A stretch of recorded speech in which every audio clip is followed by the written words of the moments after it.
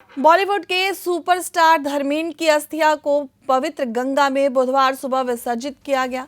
यह हरिद्वार की हर की पौड़ी में किया गया। यहां पिता की अस्थियों के विसर्जन के बाद सनी देओल के बेटे और बॉबी देओल इमोशनल होते हुए नजर आए। इस मौके पर धर्मेंद्र के परिवार के लोग उपस्थित रहे।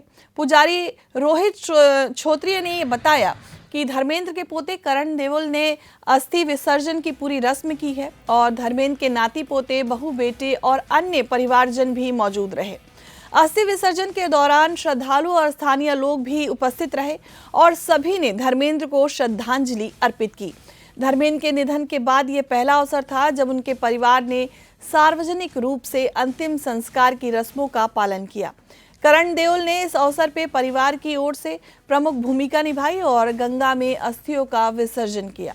उत्तराखंड में हर की पौड़ी पर हुए इस अंतिम संस्कार कार्यक्रम में धर्मेंद्र और पारंपरिक रीति रिवाजों का विशेष ध्यान रखा गया।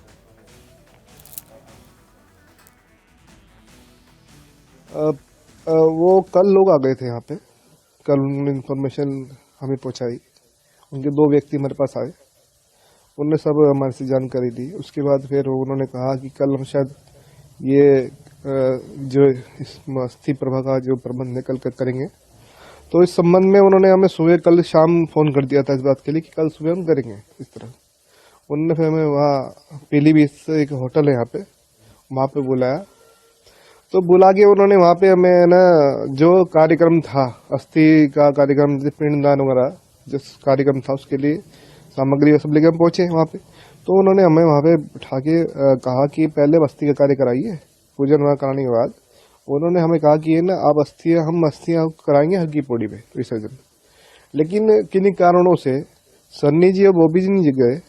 उनका पोता धर्मेंद्र जी का, सन्नी जी का जो छोटा बेटा है करण, और एक मामा बेटा भाई उनका साथ में था, वो गया और हर की पौड़ी पे उन्होंने अस्थि विसर्जन किया। पिंडदान की विधि सब उन्होंने गेस्ट हाउस में की। ये सब परिवार जो सन्नी जी का परिवार था, दोनों बेटे और सन्नी जी, और बॉबी जी के दोनों बेटे बॉबी जी, सब इस विधि में शामिल थे। फिर उन्होंने उसके पश्चात नीचे घाट बना हुआ है पीलीभीत हाउस में, उसमें गंगा जी में उन्होंने स्नान किया। सुबह 10 साढ़े 10 बजे आसपास उन्होंने अस्थि विसर्जन किया। उसके बाद उन्होंने पिंडदान किया, उसके स्नान किया। फिर 12 बजे के आसपास अप्रोक्स वो भोजन लेके निकल गए।